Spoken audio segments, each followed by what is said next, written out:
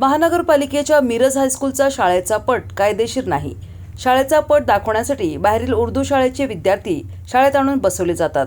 Miraj high school शाळेचे मुख्याध्यापक राजेंद्र नागरगोजे यांचा राजकीय कल जास्त दिसतो. मुख्याध्यापक कमीने राजकीय नेता जास्त असल्यासारखे वागत असल्याचा आरोप स्वाभिमानी आंबेडकरी समाजाचे नेते डॉक्टर महेश कुमार कांबळे यांनी पत्रकार परिषदेत केला आहे. यावेळी बोलताना डॉक्टर महेश कुमार कांबळे म्हणाले की मुख्याध्यापक राजेंद्र नागरगोजे यांनी पंचायत समितीच्या निवडणुकीत प्रचार केला आहे. याबाबत तक्रार दाखल करण्यात आली आहे. त्यांना तातडीने निलंबित करावे अशी मागणी करण्यात आली आहे. महानगरपालिकेच्या शाळा ही जर महापालिका शाळेचे मुख्याध्यापक जर बंद पाडण्याचा मानस डोक्यात ठेवून चुकीचं कृत्य करत असतील तर हे निषेधार्ह आहे. याचं कारण असं की 7 नंबर शाळा ही योगेंद्र थोरातांनी त्यांच्या कारकिर्दीमध्ये चांगल्या प्रमाणात एक मॉडेल स्कूल म्हणून एक आदर्श निर्माण करणारी शाळा निर्माण केली आणि त्या शाळेमध्ये 4थी नंतर ही शाळा पुढच्या 8वीपर्यंतची बंद पडणार आहे आणि तुमचे जे मुलं आहेत 5वी 6वी 7वी 8वी ती आमच्या मिरज हायस्कूलमध्ये पाठवा अशा पद्धतीचे कॉल तेली नावाचे एक शिक्षक त्या मिरज हायस्कूलच्या त्या नागरगोजे सरांच्या सांगण्यावरून पालकांना कॉल करत आहेत आणि मी प्रशासनाला माझा एक इशारा आहे. स्मृती पाटील मॅडम, तुम्ही या शाळा व्यवस्थापनाचे उपायुक्त म्हणून काम बघता. तुम्ही महापालिकेच्या शाळा टिकवण्यापेक्षा शाळा बंद पाडण्याकडे तुमचा कल जास्त असलेला आज आम्हाला संशय निर्माण झाला आहे.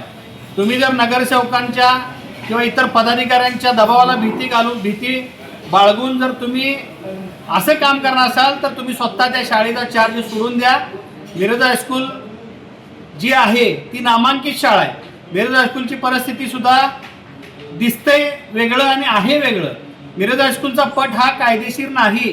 मिरज हायस्कूलचा पट जेव्हा दाखवण्याची वेळ येते, रोस्टरवर घेण्याची वेळ येते, तेव्हा बाहेरून एका उर्दू शाळेतले विद्यार्थी आणून बसवून हा पट पूर्ण होतो असा दाखवला जातो.